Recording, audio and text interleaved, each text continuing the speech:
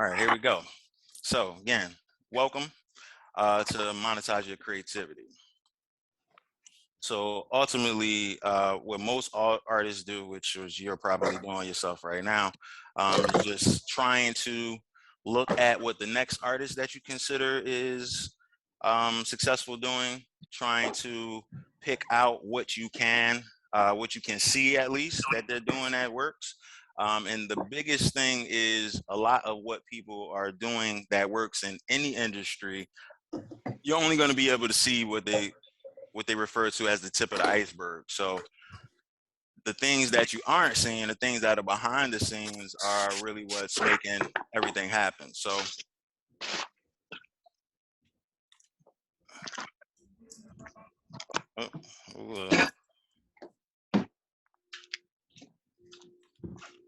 give me a second. Let me just close out everything up there.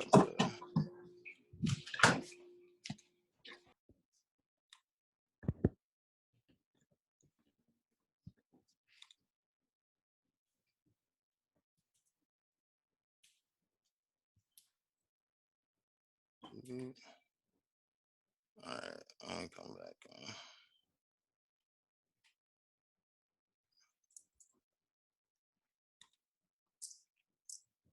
Hello. Hello, hello, hello. Hi, Greta. How's it going? Hello. Oh, hey, how are you? I'm so glad. It took me forever to get into this meeting. No worries. Oh Right my on God. time. Don't worry about it. Don't worry about it. Just having getting past a couple of technical difficulties. Oh, Okay, good. here we go. Restoring the pages. Well, I can't. I'm not on a video. I'm just on audio. So hopefully I won't miss too much. I'll definitely do my best. Okay. All right, so closing all of those. All right, so I'm back up and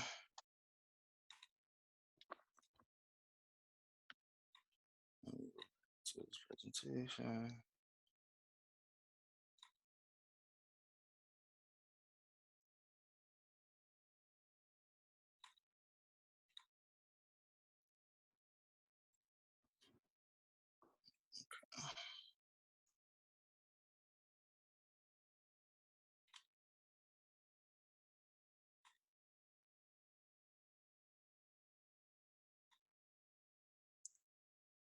All right, I'm try to share screen again. And should be good to go. All right. Can everybody see my screen? If you can see my screen, put a 1 in the chat. Looking good. All right, cool. There we go. There we go. Let me see if it'll give me present mode again. You seem to be fine up until then.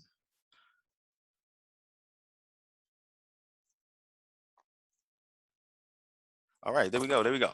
All right, so what I found for me personally, which is probably what a lot of artists feel, which has gotten everyone, on this call right now, is you've been doing whatever you've been doing for a while. It's led you to feel, frustrated, often wanting to give up, which if you're anything like me, you probably stopped and started a few times along the path just because you wanted to give up, but you started again because it wasn't in you too.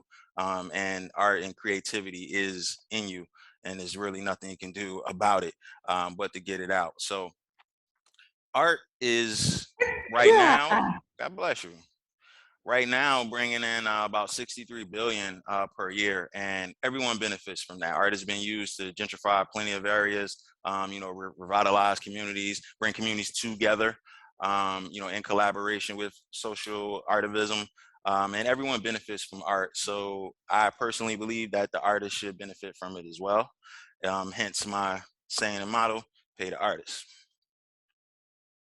So the things that have been stopping you from where you want to be, there's only 3 things in particular. It's either going to be a lack of information, there's going to be a lack of system or systems, or there's going to be a lack of strategy. often we see people who might have less talent than us, less skill. They might work, uh, not as hard on things as we do, and they figure out a way to make things click, and make it. And often we trying to figure out what it is, but they obviously know something that we don't know. They figured something out or found someone who has figured it out, and taught them or put it in their hands, and they put the pieces together for them. But there's something you don't know that's the bridge between where you are and where you want to be. Even if you have that information and you don't have a system to implement that information, then that's not going to work either, especially if you come to a point where you might be experiencing some success and you want to scale. If there's no systems in place, you won't be able to do that. And you can actually scale yourself out of business because you're not prepared. You don't have the right operations in place. So systems, how to move things, particularly automated things, are going to be your best friends. So even if you have information, if you don't have the proper systems in place or know how to use those systems correctly in conjunction with one another, you're going to struggle to be successful. And even if you have those two pieces, if you don't have the strategy to skillfully weave them together, know when to do what, and what analytics to look at, and what that's actually telling you, and how to move from there, you're going to fall by the wayside. If any, especially if all of these three things are not where they need to be, then is an uphill battle when that doesn't need to be. So I'm not going to be able to give you, everything. I can't give you every piece of information I have, every system, show you how to go through it, or all my strategies, unfortunately, because, we have a limited time on this call.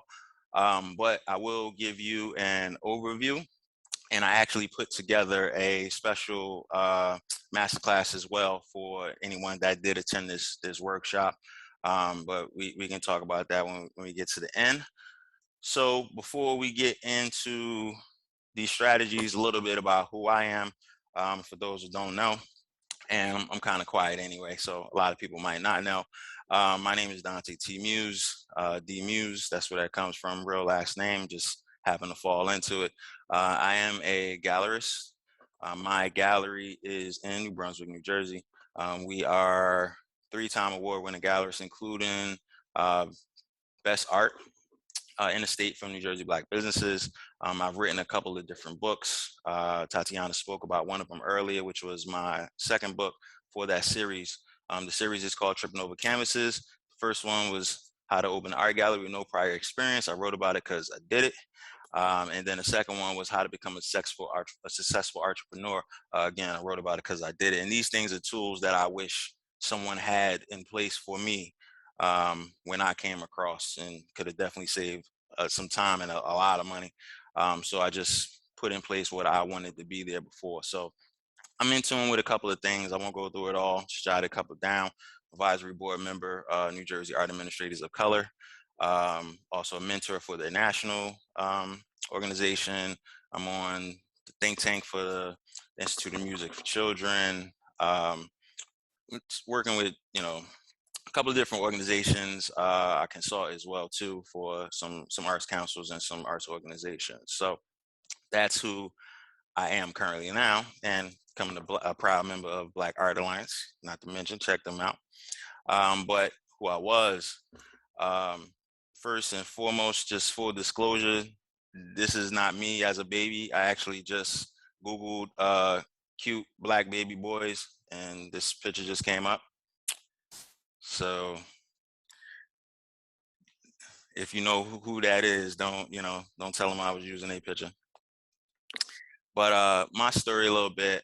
So the first talent or skill I realized I had was poetry.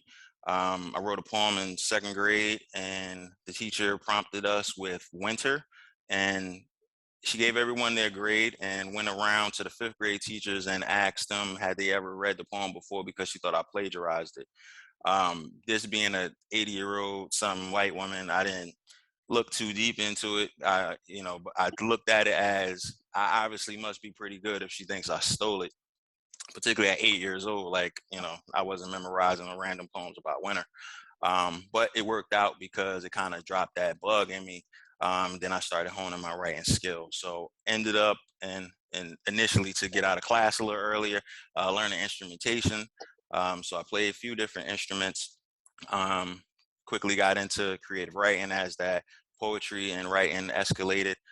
Started DJing shortly after I became an event planner. So I became an event planner before I knew what one was. I actually, through my 5th grade party, graduation party, we moved out of the projects into a house. It was down the street, so it was all my same friends.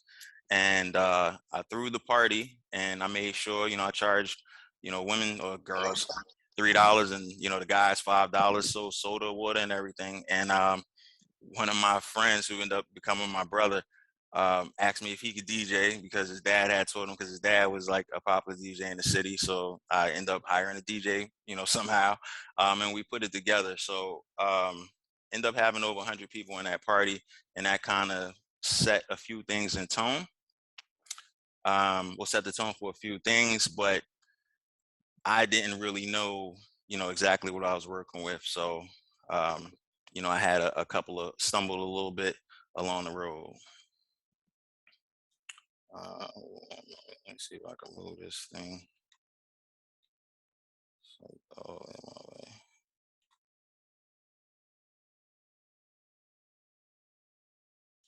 Yes, not.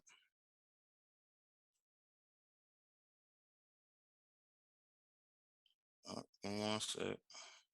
Should just be able to hit enter. There we go. There Well, yeah, I just hit it for the day. It's spinning slow. So, but I ended up finishing school. I was, skilled enough in athletics as well too. I got partial ride to go play football.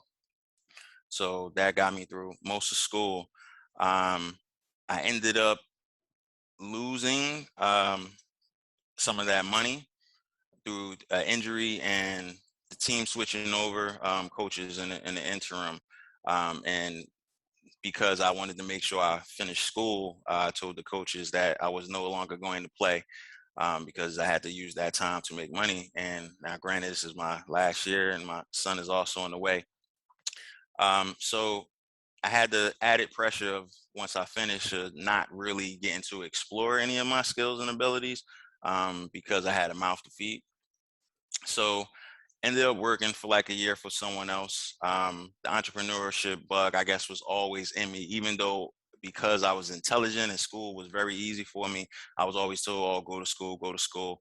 And my mother gave me the option, either, go to school or get a job at 18. And I was trying to get a real job. So I was like, all right, I'm gonna go to school. So I followed my entrepreneurship bug. I opened a sales and marketing company. I was doing that for about 2 years. That was a big contributing factor to my marriage failing, because I was definitely about 70, sometimes plus hours a week working, building up, and we were doing fairly well. But again, I was barely there because I was putting in, all the hours and time into learning those things. And as the marriage was falling apart and I was getting divorced, we found out we had a baby girl on the way. So that was also beautiful. That actually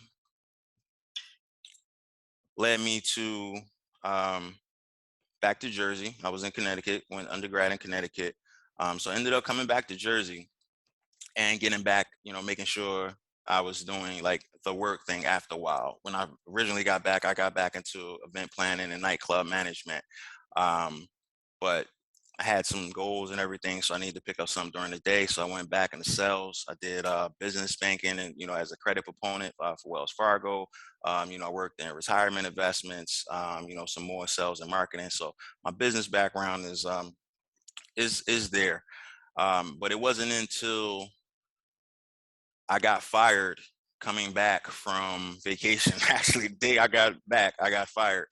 Was in Colombia for 9 days, and I guess when I came back, I still technically mentally was on vacation, and that's how that day went. And I didn't care at all I guess, again, I had already made up my mind at that point that I couldn't take it anymore, and I was going to figure out how to make money doing what it is I wanted to do. So we opened our art gallery, and we got the keys in October, and I ended up getting fired in June. So that little transition put the plan together, and we made it happen.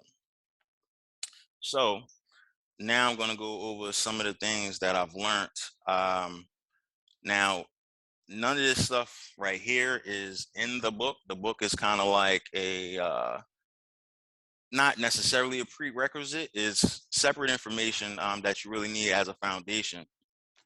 But this is going to be outside of that, so make sure you double back and get that as well. So most artists,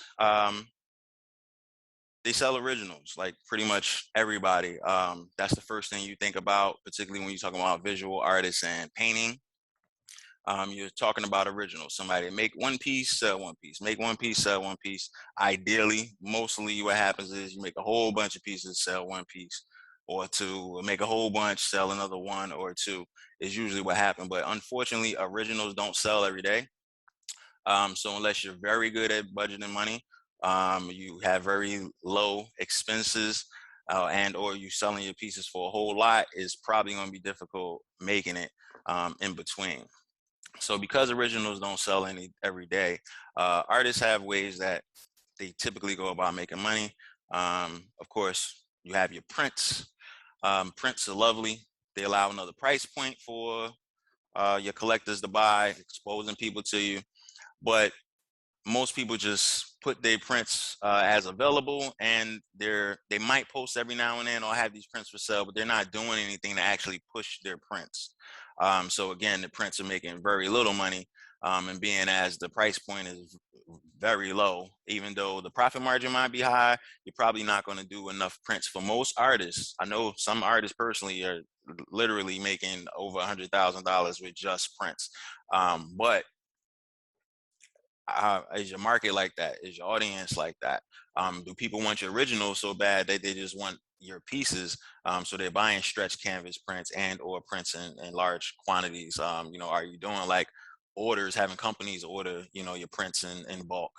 But most people just have your print exist and that's it. Live painting, I include murals in live painting. Anytime anybody can see you painting, see you create, that's included in live painting. Merchandise, all of these things are wonderful. Merchandise is wonderful, but again, if you're not generating traffic, is for not. Like most of us have websites, and how much traffic are you generating to your website?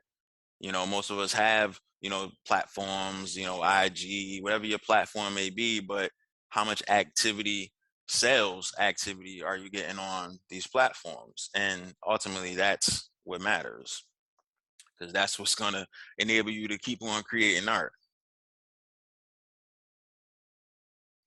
So one of the biggest things that I think we kind of realize, but we don't realize, we realize it because people don't buy, but we don't realize that there's a science to it.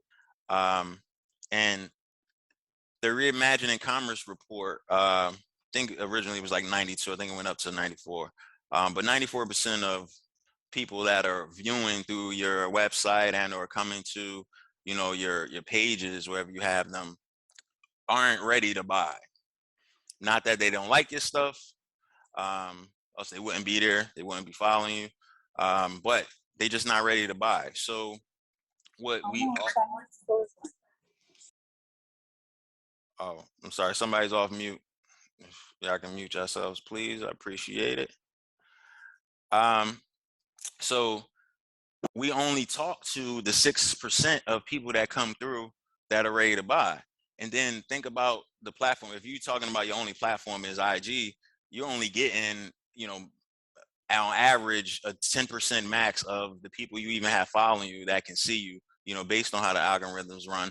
And then you're talking about 6% of that, whatever that amount is going to be. So we're not talking about the numbers being where we want them to be, regardless of where your numbers are. They're not where we want them to be. But we leave the other 94% alone. And that's where we're losing out on a lot. So I'm sure you've probably heard, it's called the Rule of Seven. It was Dr. Jeffrey Lant who said we needed 7 touches in marketing. So you have to come across someone's conscious 7 times, and you can mix up how those 7 are. They can be, all 7 can be the same way. They can be 7 completely different ways, but the rule is, and there's always exceptions to the rule. The rule is 7 touches in order to be in someone's subconscious for when they think of that product or service, that need, you pop up in their mind. Now, if we let people come say hi and bye and we never see them again, there's no way I can touch them 6 more times if I have no further contact with them. So how can I be around when and or if they ever get ready to purchase, even if it's what it is that I have? Maybe by that time that they get ready, someone else, they could have just met someone else. So that person is top of mind. So we have to make sure that we're making an effort to stay top of mind for when people do get ready. So how do we do that? We do that by nurturing our community. Where do you get a community from? How are you nurturing your community? First, are you collecting contact information? There's no way someone should be able to come to your website and you're not getting their contact information. You don't have to get, their address. You don't have to get their phone number. You don't have to get, their blood type, but you should get a name and an email. If someone can't give you a name and an email, and especially because technically, I guess they don't even have to give you the best email for them, but if they're not willing to do that, they're probably not willing to buy. So one of the things we want to make sure we're doing is attracting and repelling. We want to attract those that like us and repel those that don't. I want to have a pool of people that think I'm attractive to try to date from versus going to try to pull somebody from a pool of people that don't even think I'm attractive. Like, why would you do that to yourself, let alone them? They don't think you're attractive. Like, why are you over there talking to them? Do you have more emails or more followers? Ask yourself. Do you have more emails or more followers? How Drake said, I can't relate. Y'all got more followers than dollars. Well, emails equate to dollars. Do you have more followers or do you have more emails? You should at least have the same amount of followers that you have emails, but most artists don't. Most artists can't send out a blast to the 1,000 people that they have following them to let them know they have an exhibition, to let them know they have art for sale, to solicit whatever services that they have. That's a big problem. So even if you do have an email list, how often are you sending those emails or text messages? You're going to get a larger rate of people opening up your text messages than they are emails. Like, I don't have an email alert on any of my email boxes. Just whenever I get around to checking my email, I get around to checking my email. But I get an indication when a text comes through. So even if I don't hear it right that moment, when I pick my phone up, it's going to have a little red dot there telling me somebody text me. So then before I go through anything else, I'm probably going to go to that text. Are you providing education or entertainment and nurturing your community? Are you giving them something or are you just asking for something? Are you only saying I have this for sale? Are you only saying buy my stuff? Are you only saying look at me? Or are you providing them something? The 2 biggest things that people look for and that keep them around are education and entertainment. Are you providing education? Are you providing entertainment? If you're doing those things, it's easier to nurture your community. And you can easily do that by small things like including them in the process. That's entertaining. Showing them behind the scenes, that's entertaining. And it could be education. If there was things that they didn't know, if it was a preparation process for something that you're doing that they probably didn't know of, that's education. And then finally, nurturing your community, is it manual or is it automated? Like, if you have a list of 2,000 people, you really sending out 2,000 emails? you know, every so often, how often you sending your emails out? Most people with email lists are probably sending out emails at best, what, every 2 weeks, bi-weekly, sending out emails at best. But you look at talk shows, you look at Oprah. Oprah came on every day. Look at commercials on radio, anywhere else. They come up every day. The biggest thing is we assume that people already heard it. And we don't post things because we assume people have already seen it or people have already read something. There's nobody that's going to be into you like you. Nobody has read everything you've ever posted. All right, thank you. Oh man, I'm 6 feet apart, man. Hey. Enjoy your session. Nobody, you know, knows all your material. Nobody's into you that much that they know everything that it is you do. So post it up again. They probably didn't see it. And again, if these are platforms where they can easily not be connected to you in any way, they're connected because they want to be. So don't feel bad. They can just stop. It doesn't hurt them at all. All right, so we're collecting your data that you're using to nurturing your community. And one of the reasons we want to make sure we're doing it, so we know who it is that we're talking to. So in general, people think of, you know, just having demographics, and those are your usual age, sex, race. Those things are definitely important, and particularly when we're doing something like this, you know, and focusing on specifically, you know, artists of color. Things like that are important, but what's going to be even more important is going to be your psychographics. It's going to be the why behind things. It's going to, if you know what interests your ideal client avatar, then you can be interesting. You know what the lifestyle is, you can pop up in their lifestyle because you know where they're going to be, because you know what type of things they're into. If you know what they value, you can speak to those values. If they know what you know what they desire, you can fulfill that. So you need to get deeper into it, and collecting information. The more information you collect, the easier it is going to be for you to be able to figure these things out. And let alone are we not asking the right questions, but we're not even asking for the information. Again, how many of us got landing pages? Let alone the actual squeeze page, which is leading people to do what it is we need them to do.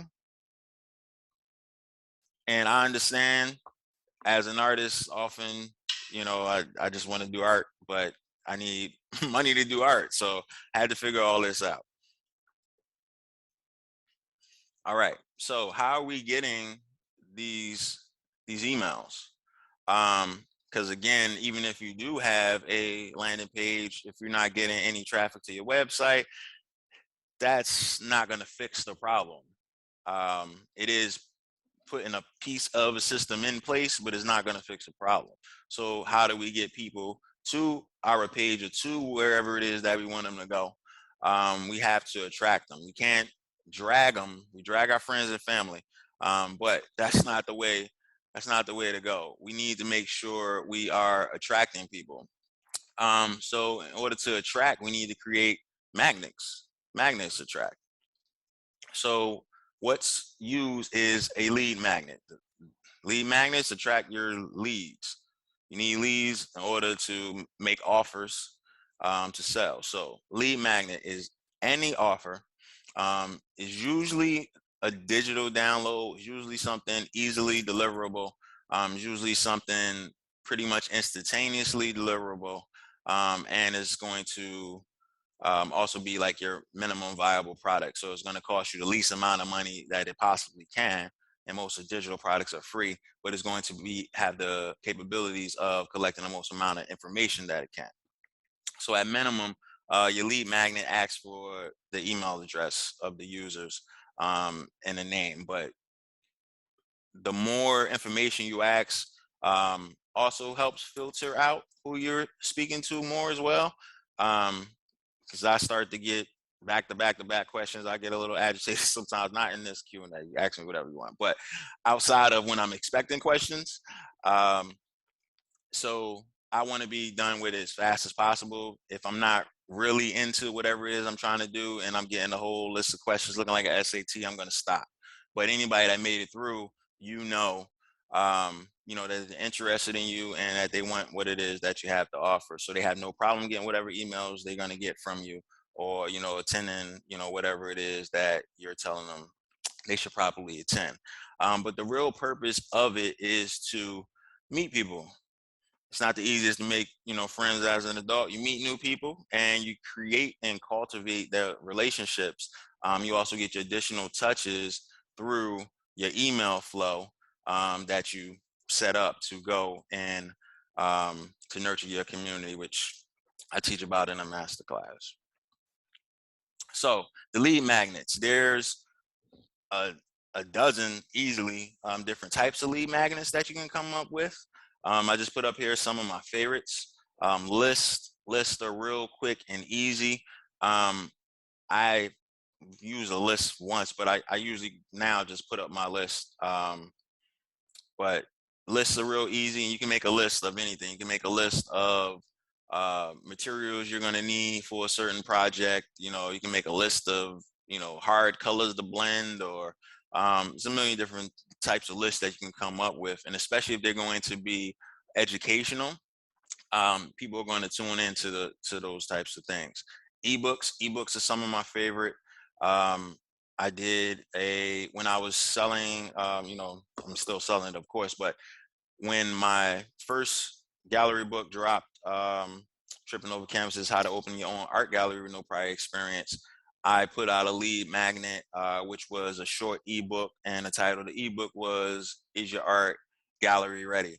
Now that actually, I learned a lot from that, but that gave me, really in the first 5-6 minutes I put it out there, I got like 18 emails from the free ebook. So, and at that point I didn't know, the automation systems that I know now, to where it'll automatically send them, the link so they can download that. So I don't have to do anything other than tell them where to go. But ebooks work very well in terms of figuring out bigger things, because you can use them to set up your larger books, and you can keep doing ebook releases. You can do 5-6 ebooks and then put them together and then release them all as a book.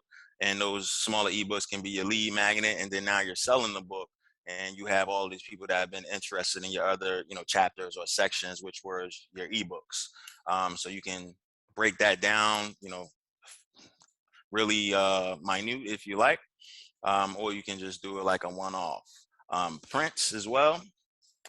Love using prints for a lead magnet, especially if that's the product you have on deck ready to go. You can definitely use that. Make sure you're doing things to bring up excitement about that. Stickers, big advocate for stickers. I actually have a play where I use stickers to build business credit. Surveys are great. People give you the information, especially if it's like a fun type of survey. Samples, contests, challenges, or raffles are just some examples of different lead magnets that you can use to filter out who it is that's going to spend money with you. All right, so what lead magnets create? Because I know I just went through a bunch real quick, and that is nowhere near what you can possibly do. But your lead magnet that you create is going to be determined by your ideal client avatar. It's going to be determined by what it is that you need from them. And you have to make sure you create an offer that's going to fulfill one of or more of their needs. And that's actually going to solve a problem. Because people don't buy, promises. People buy solutions. So if you have a solution to their problem, whether it be aesthetic, whether it be fulfilling whatever service it is that they have, commission work or anything, figure out what it is that they need and figure out how to get it to them. But you got to figure out who you're talking to as well, first and foremost, because other than that, you won't be talking to their language. When you're talking to everybody, you're talking to nobody.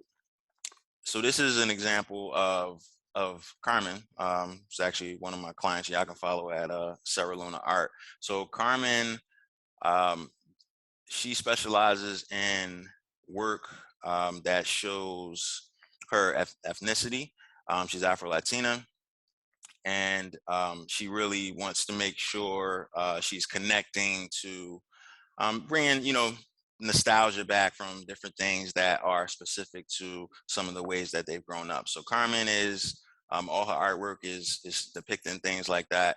And she's coming out with a coloring book as one of her products. So in order to, while she's developing the coloring book, in order to build up excitement for it, find out what people might be interested in the coloring book, have something to start using to collaborate with other businesses, so she can set up to where she can do presentations and everything.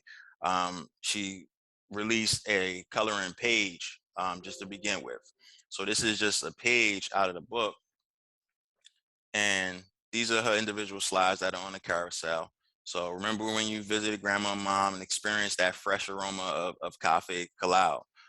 So we know who she's talking to, because we can see, we can see the grandma in the picture. We kind of can't tell exactly what's going on. We can see the steaming pot coming in now, but when she gets to the bottom, her verbiage, that cafe kalau, lets you know who it is that she's speaking to. So she's figured out who her ideal client avatar is. All the people that resonate with that are going to, go to get that page, whether for themselves or for their children. And then as we're rolling out the book, we already going to have at least 100 people to turn around and be, oh, the new book is coming out. We can start selling pre-orders of the book, so she can make money before the book is actually even completed, or make the money to actually physically produce the book without having to go into her pocket at it, just by attracting leads, just by giving a simple digital page where people can fill in with different colors.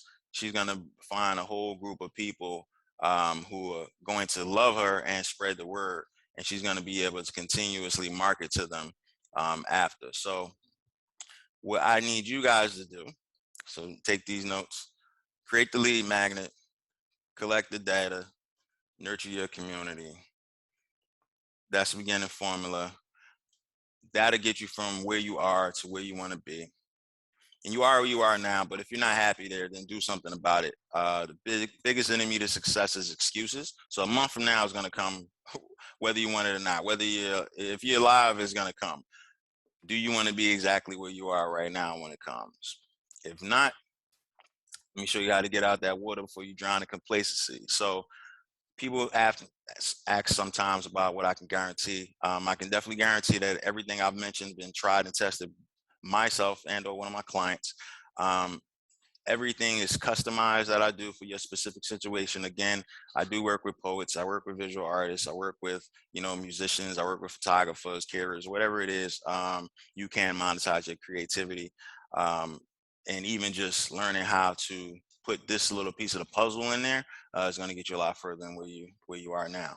And all the information I have and will be disseminating to clients is everything that I can give you in that moment in time. I don't like piecemeal you or, hold you down or anything like that and get you further in through confusion. So you can go to workwithdmuse.com. You can open the extra tab and jump in there now. You can go when we finish. Just workwithdmuse.com. It actually give you another free training that I put in there with some different information. Like to teach at the end of that, it'll allow you to sign up to speak to me if you want to work with me. If you don't want to work with me, then don't even go there. If you want to work with me, go to workwithdmuse.com. And it'll actually allow you to sign up for a webinar, a masterclass actually, where I'm going into detail on all of this stuff. And in that, I actually guarantee everyone to leave out of there with their own lead products, if not more than one, mapped out, ready to go. And you can actually use the code BlkArthouse for that. And, if you use that, it's going to be next to nothing pretty much. So don't tell nobody. But it's BlkArthouse, BLKArthouse, all one word, all caps. So when you go to workwithdmuse.com, when you get down through the section, and you can sign up for the masterclass. We're going to be doing it Sunday and Tuesday. We're just going to do the two. I don't do these often. Typically, work privately and or my course. But I'm going to do this for BlkArthouse and fill everybody in. So you're going to save $100 off of that, which is going to be making sure I work for pennies, but it's for you. So I'm going to do it. Go to workwithdmuse.com. And outside of that, I am finished. We want to make sure everyone gets successful. If you do nothing, then nothing happens. If you want to see some change, then I can help you make some change. So I don't know if everyone got a chance to go and sign up for the raffle earlier. Somebody watching some news or something? Let me tell you, that's a bad lady right there. That's bad. All right. Got mute ministry going on. All right, so I'm done over here. Tatiana, if you want to see what we have in there, and then we can pick somebody and I can see who I can help. Yeah, thank you so much. This was really great. Even from my perspective, I learned so much, so I hope everybody else did as well.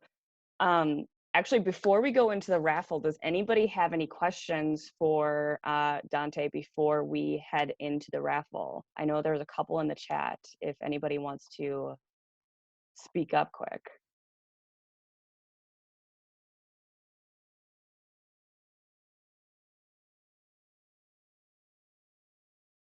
No? All right, otherwise, yeah, last chance to get into the free artist coaching session with Dontae. Right now we have 14 people in the raffle, and we will be doing a fun little thing here. So I'm actually going to take my screen back, and we're going to see who is the lucky winner. So you all see this?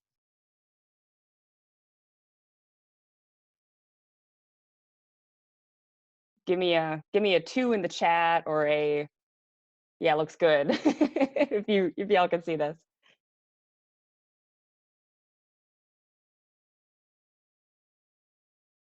Can you hear me?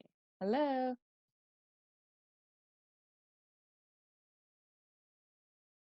All good? All right, sweet. All right, well, let's go. Let's see who our lucky winner is here.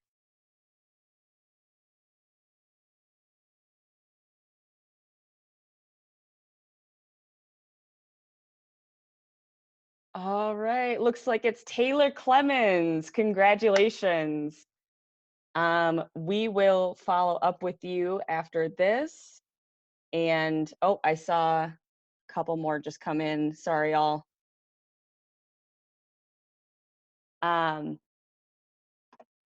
We will follow up after this for your free artist coaching session. Thank you very much. We got how much time we got? We got some time. I mean, we technically didn't start for a while, so if anybody wants to ask questions or anything. All right, I can do tellers right now too if you want. Yeah, let's go for it. I mean, might as well. Let's have some fun. Live. This is live.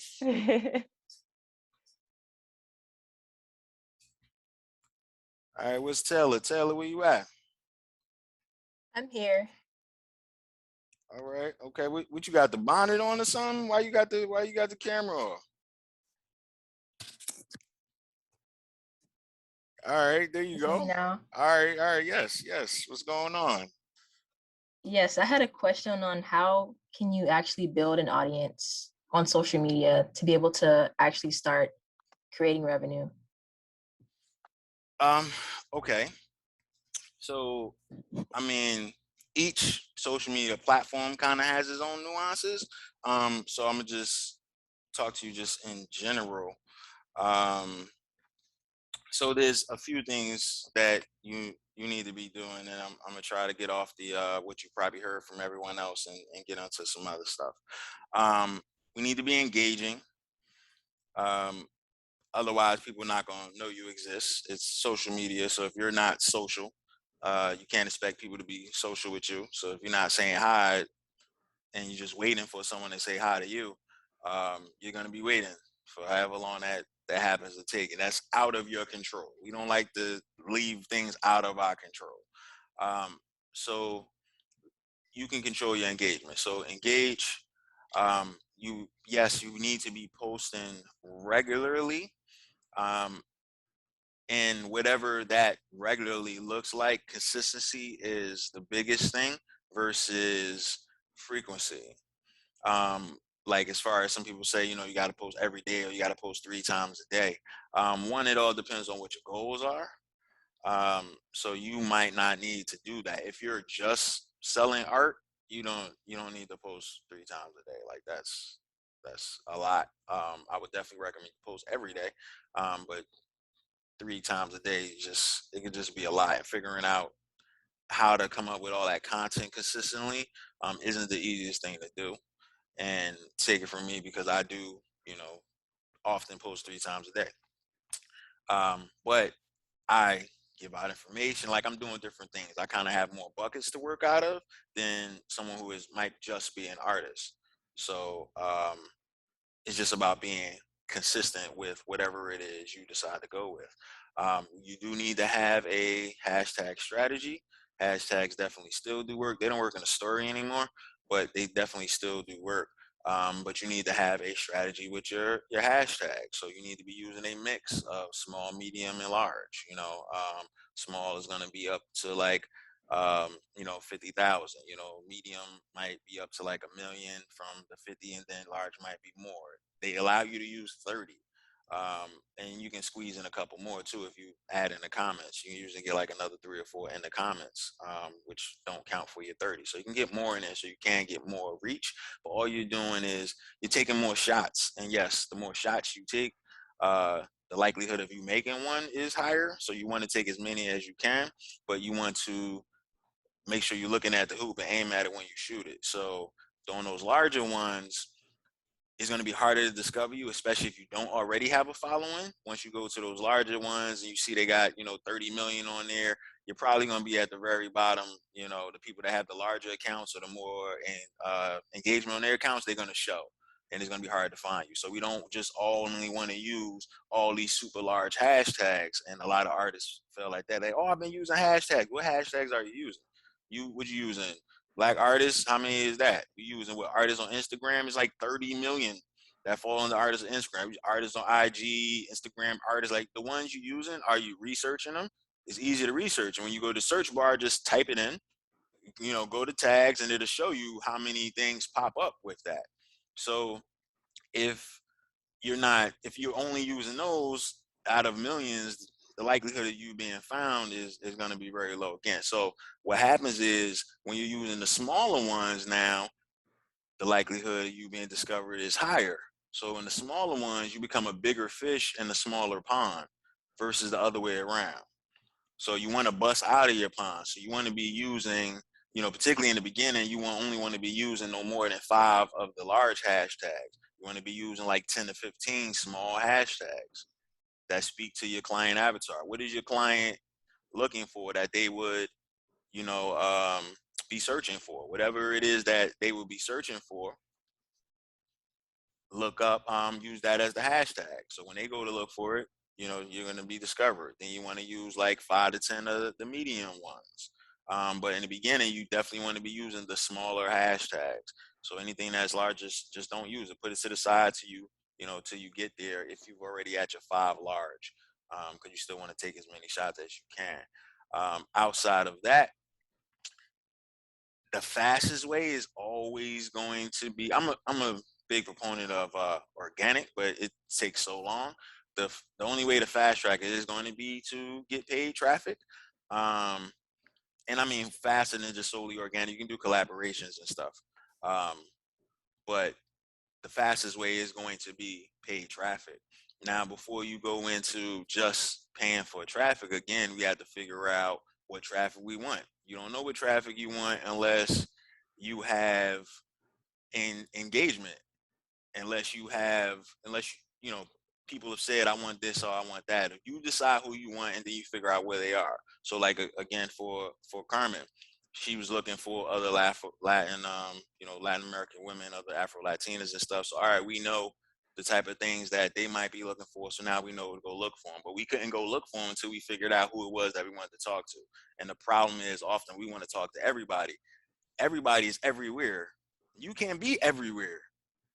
So you got to go to somewhere specific. You can only be where you can be.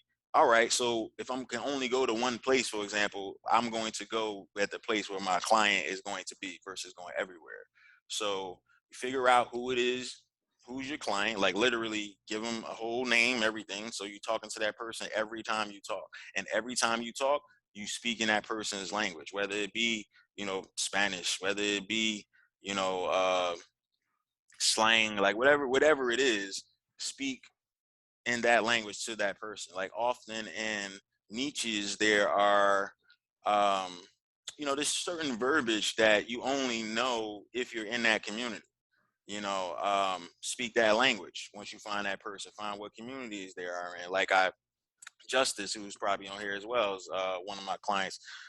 Justice classifies Justice's self, because I don't even know what pronouns, Justice's self as queer or whatever.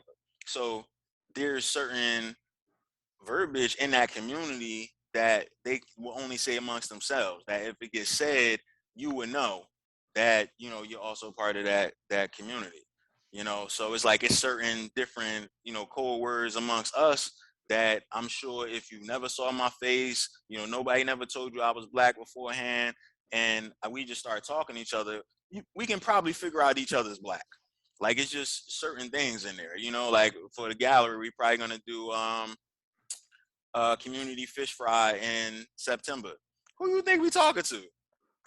We ain't even gotta say no, oh, we a Black gallery, we do Black stuff. We doing a community fish fry. What you thought this was?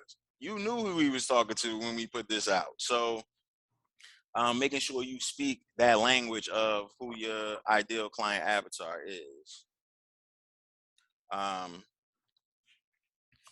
So, and then getting them to come to your page. So we'll figure out what, once we know who we talking to, we know who they in, we'll figure out what they like. So that will help you create your lead product. Now you got your lead product. Now we'll go about ways to getting in front of them, to get them on your list and or support right now. And then we just start nurturing that.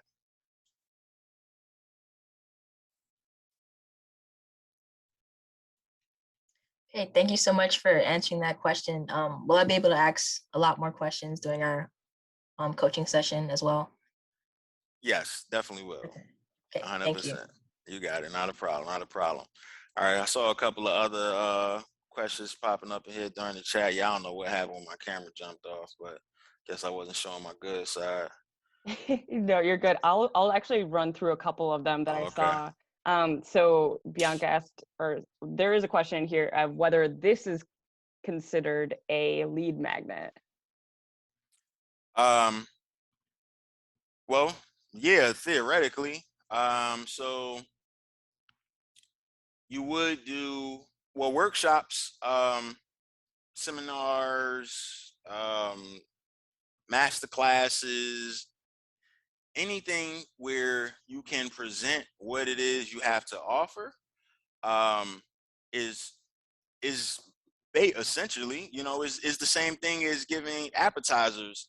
Appetizer samples in the mall when you walk by, and they, here go this little piece of, I don't eat chicken no more, but this little piece of food, on this toothpick or whatever, eat that. You might not even be hungry, but you might take it because it's free, and now you eat it and it's good. Oh, well, and I'm gonna slide in here and I'm gonna buy something. So being able to present, giving a sample at any time can definitely 100% be a lead magnet. If it effectively does those things we're looking for a lead magnet to do, gather information. So I know everybody in here is into Black art in some capacity. Now everybody in here might not be my ideal client avatar, but I set this up, a little different purpose, whatever. But there's people in here who are into the same things I am. So I'm not speaking to anyone who, doesn't want to hear anything that I might have to say.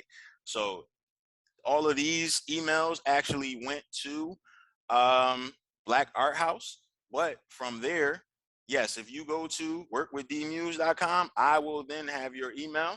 You will then be getting emails from me automatically. They will be informational, it will be educational. I thought about what kept me in on email lists and the things that I learned from, or like, you know, humorous, entertaining. Like, even if I don't open them up all the time, I still stay on it and open up occasionally when I'm looking for, you know, what it is that they have to offer. So because I'm teaching in my emails, a lot of my emails get open. You know, I'm always dropping jewels, gems, you know, giving little tidbits. I might come up real quick. I'll put it in the email flow. So yeah, and then all those emails I am offering my services. So yeah, that workwithmuse.com, that's the lead magnet. Well, the magnet itself is the free training. So when you go there, you'll get a whole separate training. It's gonna put you on a, you know, more game than what I've already given you or what you already might have found on my page. It actually teaches a system called an art system. So you're gonna go to that, you're gonna get that, and that's the lead magnet. And from there, you know, we can work with each other in whatever capacity, you know, we want to work with each other. But yes, so that's the training is a lead magnet. Yes, absolutely, 100%. I made that promise. I practice what I preach. You know, I do things that work. These things have been tested time and time again. You know, and it wasn't until I invested in myself that I figured out a lot of the things that made sure my gallery made it through, you know, COVID with no problem. And had to ask nobody for nothing. We were good. Just really getting back to opening back up, you know, make sure I was good. I've been full-time, you know, entrepreneur for over a handful of years now. Even before working with visual artists, I was working with, you know, music artists outside of doing my business stuff. Like well, I mean, I was making money from, but my hobbies were, you know, working with artists and putting events together and things. So, yeah, I'm putting all that together now, and 100% I practice what I preach. Great question. And I totally agree. I mean, obviously the fact that not only like you're talking about this, but that you practice it and get results from it is the proof in itself. The other question, and I think there's a couple more in here, is whether your gallery has group shows or solo shows. So a little bit different from the artist coaching. Yeah, But not a problem. So the answer to that is both. We have both group shows and we have solo shows. So I'm the art director at my gallery. We have a gallery manager and we have my business partner, who's the orchestrator. He runs a lot of the back end stuff. He does a lot of community organizing, excuse me. So for group exhibitions, I put those together. Um, and for solo exhibitions is almost always like a special situation. We don't do too many solo exhibitions. So we have 4 resident artists. We do solo exhibitions for them. Then I have, you know, the artists that I work with that are relatively local. I might do a solo exhibition for them if I can set up the situation properly, for them to benefit. Because once you're in my network, you're in my network, and you know, art is largely about relationships and who you know and stuff. So I give as many opportunities directly as I can outside of just plugging people in. Oh, this is going on. I know artists or type of stuff like that. So I also do solo shows with some of my clients as well too. So we do both. sweet. A couple more questions that I see here. I'm going to ask them together as they relate to running an art business. So first is, what websites would you recommend for building a website? And then second, how effective do you feel like business cards are today? There's a big difference in older school artists who still have them versus others who don't feel that they need them. So yeah, you're gonna have to get those to me separately. Okay. Yeah, Yeah, no worries. First one is, what websites do you recommend for building a website? If you're doing it on your own, I would definitely recommend something with a lot of templates. You know, plug and play. You don't need to know HTML. So I wouldn't recommend like a WordPress or anything like that, where you might have to know some type of programming. So we use, for the gallery, we use BlkArthouse. And for my consulting business, I use Shopify. So I'm going to go with, the two I've actually had the most experience with. And, again, I talk about what I do. So I go with those two. You didn't need to go to coding school or anything to figure it out. So Totally. and For us, we also use Shopify for our marketplace, and it's pretty easy. And then we also use Wix for more of the front end website. And it's really design friendly. Again, like I don't know code either. So those are a couple more options if you're looking at prices and things like that. So second question here is, how effective do you feel like business cards are today? This person says that they see a big difference in older school artists who still use them versus others who don't feel that they need them. you should always have a business card at very least. They got the digital business cards now. Try to get somebody to scan the QR code or something to go to your site, or which it should be. They should scan the QR code. It should go to your landing page where they can put their email in before they go into your site.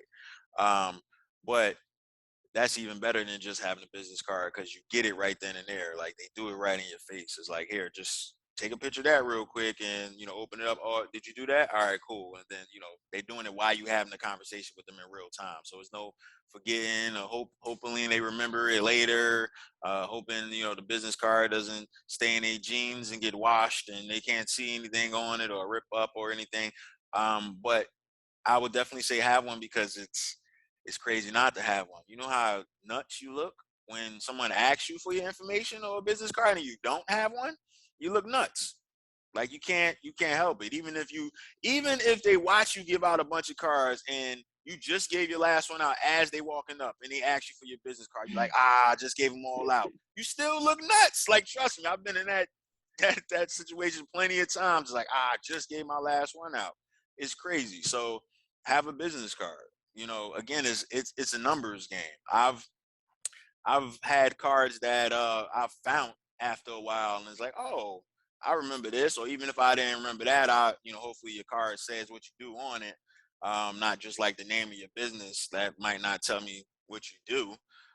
So if I do find it late, I'm probably gonna chuck it, because what does that mean to me? But a well thought out, well laid out business card, 100% have that, rather than not have that. If you can have the physical one and it got the QR code on the back, have them sign up right then and there and keep the card, or have them sign up and you keep the card, because technically everything costs, whether it be pennies that add up, everything costs. So, but yeah, that's my opinion on business cards. Have business cards. Yeah, I also definitely agree. Definitely agree. Another question in here is, what would be a great lead magnet for selling art at a gallery exhibition?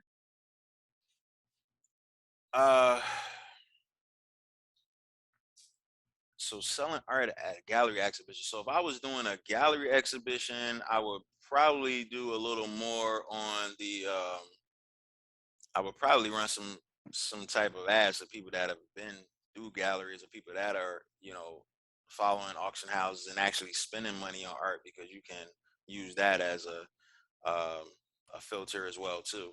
And then get those people that are in the area down to the gallery that I'm going to be at. I would definitely run some type of play like that. But in terms of a lead magnet, just essentially on selling more art, you can do one on how to get the best deals at a gallery. So you can do one on, 3 hacks to save money on original art. You can do uh, a list. You can do a list of like 10 words to use at a gallery, so they know you're a professional. Or there's a bunch of different ways to come up to where you're going to use that verbiage in there to, one, people are going to be interested in the gallery space and or the art space. So off of that, I probably want to do like an ebook per se. Even though you can quickly put those together, there's programs and everything that'll put content you already had that'll repurpose that into ebooks for you. So you don't even really have to rake your brain about putting stuff together. But I would do like a quick list, or a survey, and or maybe set up some type of raffle or door prize situation to entice people to come down to your spot. And I mean, also setting up entertainment to be there doesn't hurt, um, particularly with someone known or someone that has some pull locally, so you can get more people in the building, just to generate more excitement. So there's a few different ways to do it, and I actually go over specifically not one but multiple leads if you get through the one, in the masterclass as well too. So sign up for the masterclass. You want to go through that, put all the pieces in the puzzle together for you. Yeah, thanks. Actually, can you tell us again where we can sign up for your masterclass? Yeah. So we're gonna go to workwithdmuse.com. Let me put it in again. It's workwithdmuse.com. All right. And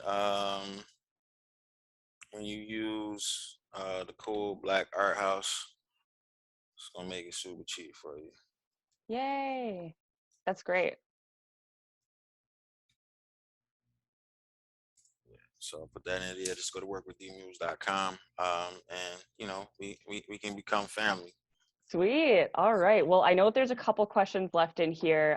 So if any of y'all want to follow up, feel free to follow up with us, and we can try to talk a little bit more, or maybe schedule a talk with Muse during his masterclass, which sounds like really good considering how much we learned from, I don't know, 45 minutes here.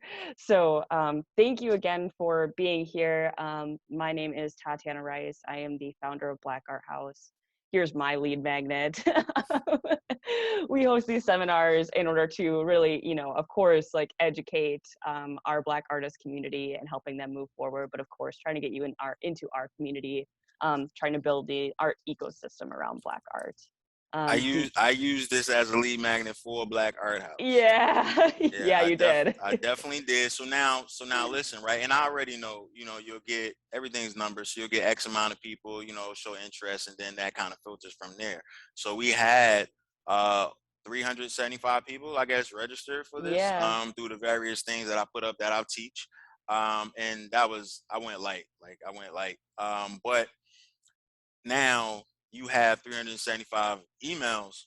So even though 375 people didn't show up, anything else that you're doing, so as the artists come in and, they becoming artists in BlkArthouse and you're selling their art and, presenting their art, now they have a larger, pool of people from there. And then you take those people who you've already got that data from now, and then now we do things like create your lookalike audiences and all that, but that's further down. But we got to get that core first. Yeah, we do. And then we start building from there. So if you start faulty, if you got a bunch of people following you that's only doing Forex and stuff, and you start trying to get everybody that follow you to duplicate them, then you end up with a bunch of Forex people. So it's about starting out right. So I got you. Go to workwithdmuse.com.